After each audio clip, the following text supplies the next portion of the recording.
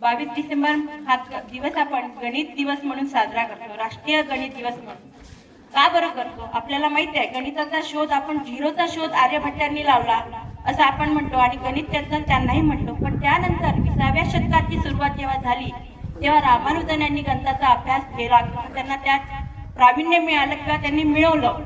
तर हा गणित दिवस आपण याचा मुख्य उद्देश असा आहे की मानवतेच्या विकासातील गणिताचं काय महत्व आहे ते विद्यार्थ्यांपर्यंत, लोकांपर्यंत, समाजापर्यंत पोहोचावं म्हणून हा दिवस आपण आणि रामानुजन यांच्या कर्तृत्वाला सलाम करण्यासाठी माजी स्वर्गीय श्री मनमोहन सिंग यांनी, प्रधानमंत्री मनमोहन सिंग यांनी हा 2012 पासून राष्ट्रीय गणित दिवस म्हणून साजरा करण्याचे घोषित केले. रामानुजन कोण होते?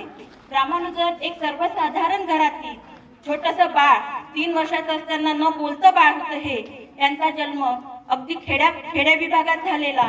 पण 3 वर्षानंतर त्यांनी प्राथमिक शिक्षण जेव्हा घेण्यास सुरुवात केली, प्राथमिक शिक्षणामध्ये त्यांनी जिल्ह्यातून प्रथम क्रमांक पटकवला आणि इथून त्यांच्या गणिताच्या प्रवासाला सुरुवात झाली. गणिताच्या प्रवासाला सुरुवात होता त्यांनी बरेचसे सगळे विषय होते, पण त्यांना गणिताशी एवढं प्रेम होतं की त्यांनी मराठी आणि इंग्लिशकडे कधी डुंकूनही पाहिलं नाही आणि त्याच कारणाने त्यांच्या शिष्यवृत्त्या त्यांना गमाव्या लागल्या. पण त्यांनी एक पुस्तक असं होतं, अ फिनोसिस resulted in pure and applied mathematics. याच्यामध्ये हजारो प्रमेय होते, पण ते अक्षरशः प्रमेय त्यांनी अवगत केले होते. त्याच्यामध्ये त्यांना प्रावीण्य मिळालं, त्यामुळे तिथे त्यांना शिष्यवृत्ती मिळाली.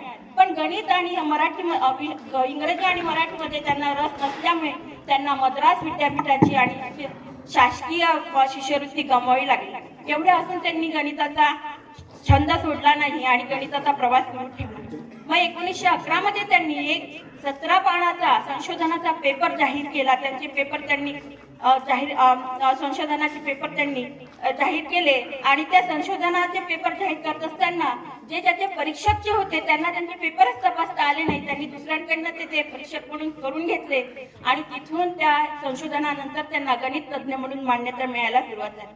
मग 1913 मध्ये HD हार्डी हे जागतिक गणित तज्ज्ञ होते. याचा शोध त्यांनी घेतला आणि आपले काही पेपर त्यांना पाठवायला सुरुवात केली. हार्डींनी त्यांची मेहनत, त्यांची प्रगती, त्यांचा ध्यास गणिताबद्दलचा पाहून त्यांच्याकडे लक्ष केंद्रित केलं आणि त्यांना संशोधनासाठी केम्ब्रिज येथे बोलवून घेतलं. बोलवण्याच्या आधी त्यांनी केम्ब्रिज विद्यापीठाची आणि मद्रास विद्यापीठाची पण त्यांना शिष्यवृत्ती मिळवून दिली.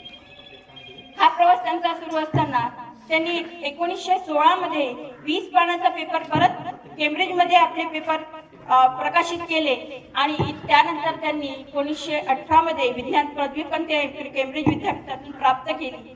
एवढे असताना तिथल्या लोकांनी त्यांची प्रतिभा ओळखली आणि त्यांना रॉयल सोसायटी म्हणून सोसायटी होती, तो का इंग्रजांचा होता, भारतीयांचा नव्हता, तिथे त्यांना रॉयल सोसायटीचे सदस्यपद मिळाले.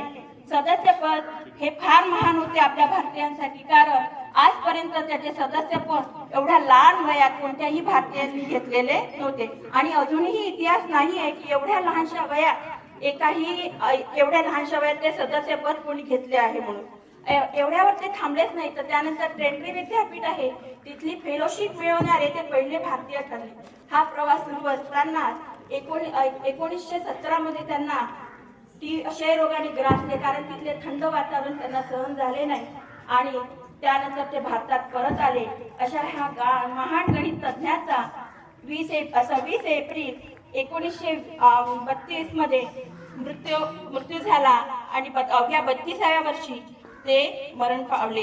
त्यांची प्राणज्योत मावळली. एवढे बोलून मी इथे थांबते आणि त्यांना नमस्कार.